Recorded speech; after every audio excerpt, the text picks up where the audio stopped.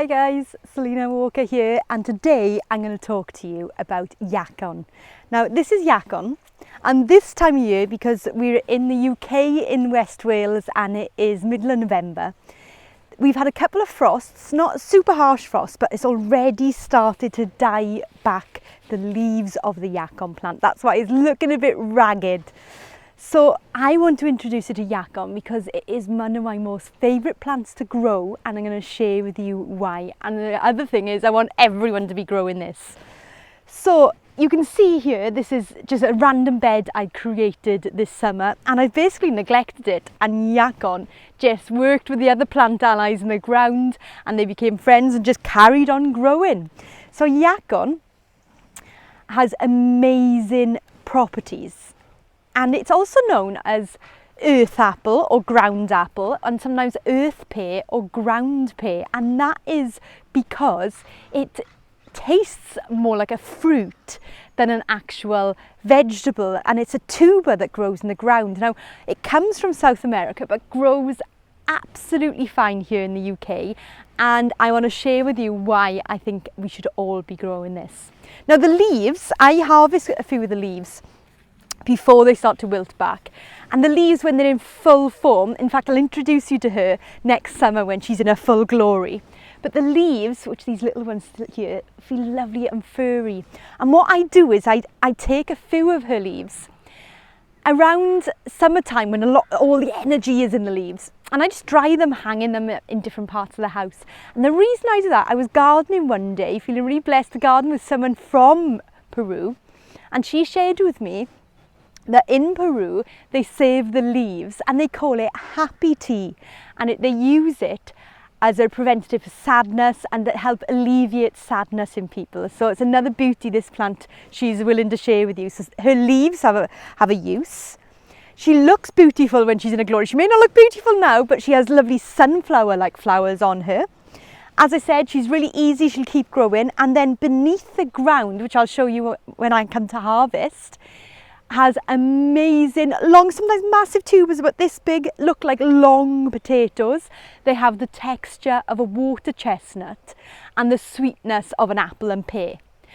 But it depends how you harvest and it depends how you process. So what I'm going to be doing is I'm going to be harvesting around, but I do it very gently because the other gift that Yacon gives us, she gives us her babies for next year. So you have a crown, and in that crown are all the little plants for next year. And what you can do is you can save that like you would dahlias. You could just put it somewhere, dry it out, not so super dry, but just there's no wet compost on it, and then put it in a pot with some dry compost or dry sand and leave it somewhere frost free. If you put dry compost in it, then what you can do is just leave it in that pot until it starts to sprout, and then you can separate her babies and you've got your plants for next year. So only once you need to get given the Yacon plant, and then she'll just keep giving. So the tubers under the ground, once you harvest them, and some of them will break and snap, but each plant will give you about 3 to 4 kilos, so it's a good giver.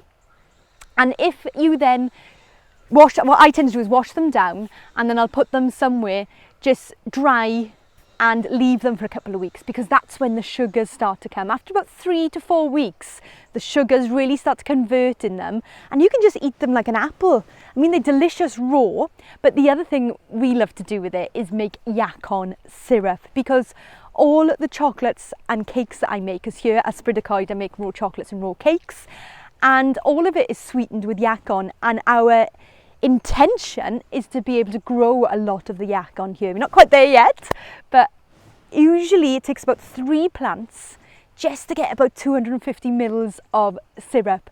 And I always say if that's how it gives it to us in nature, it tells you how much we should be eating, because it would take you a long time to chew through 3 plants worth of Yacon. What's that? So like 3, 6, 9 kilos? Even I can do that maths. 9 kilos of Yacon. So take that into consideration when you're consuming it. And the other thing is, when you make the syrup, lots of people say, oh, I've tried making syrup, but it's dark, it doesn't even look like syrup. And that is because we have been taught by food industry that syrup should look golden and almost clear. Well, if it's golden and almost clear, that means it's totally nutrient deficient. If you think of blackstrap molasses, the goodness they take out of sugar, that's black, isn't it? It's really, really dark. And Yacon syrup, the darker, the better. In fact, with any plant-based syrup, because that means the nutrients are in it. And the other thing with Yacon, so in the tuber and in the syrup, it's full of inulin, which means it's a sugar that doesn't get digested as it goes through your digestive system. So diabetics can eat it. So it's a great way to have your syrup and eat it. But again, always taking into consideration how much you consume. So I'm going to get started on this one. And as I start to clear her out, I will show you what we've got. And remember, it's the gift that keeps giving. You get the tubers, you get next year's plants, and you can also save the leaves for your happy tea.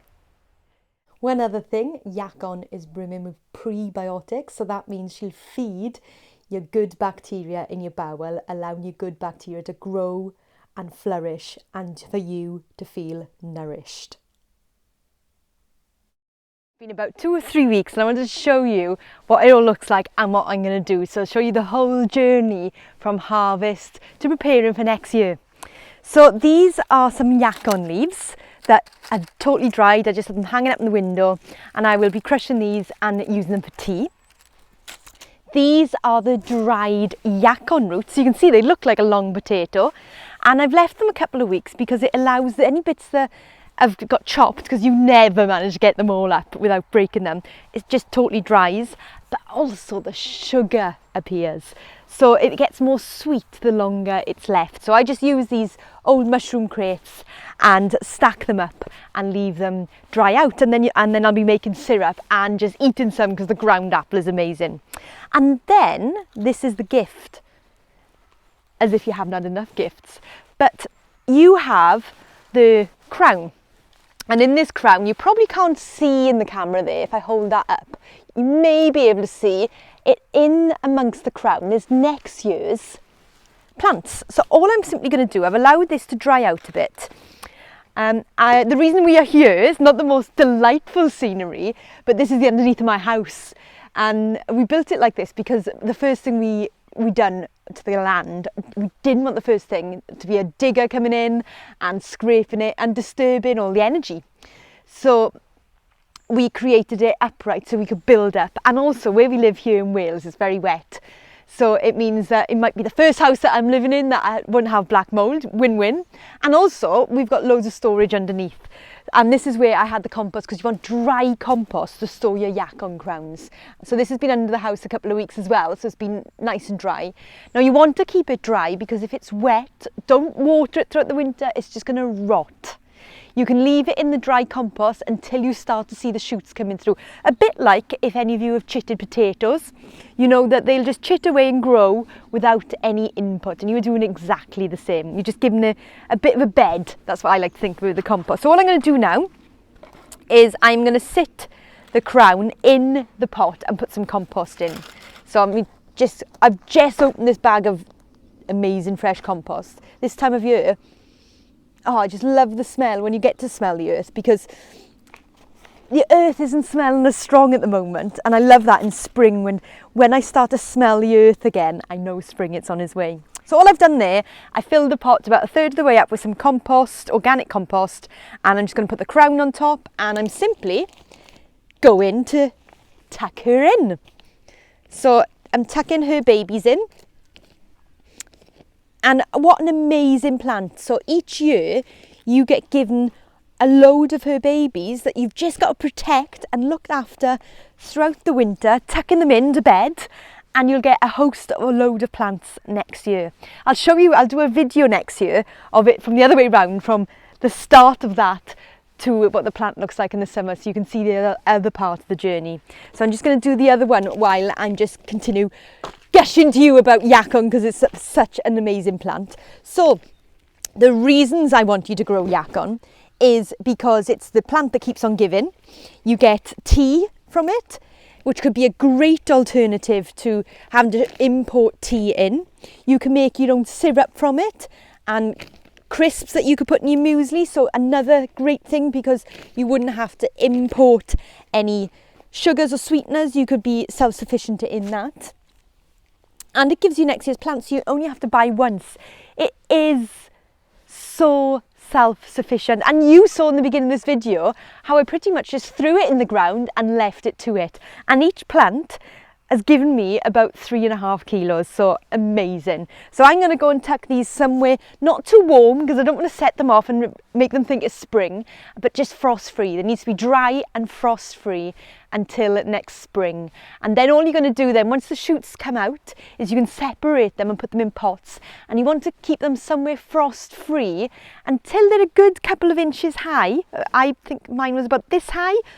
What's that, about 6 inches high, and then I planted them out once the threat of frost was over. And also the thing is, if you plant them out strong and already vigorous, then any of the other insects around aren't going to be disturbed, so give her the best possible start. So I hope you've enjoyed being introduced to Yacon.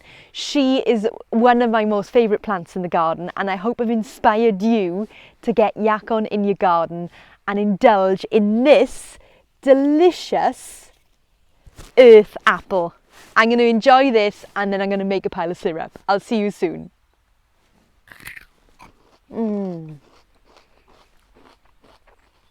I don't know if you can hear that crunching noise in the mic.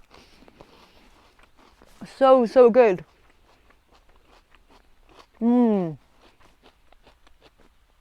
Right, and remember, if you've enjoyed this video, subscribe to my YouTube channel, and you can also head on over to my website, Bits of My Teeth, which is selinawalker.earth, and sign up to my free newsletter where you'll get hints and tips on how you can live a delicious life. I'll see you all soon.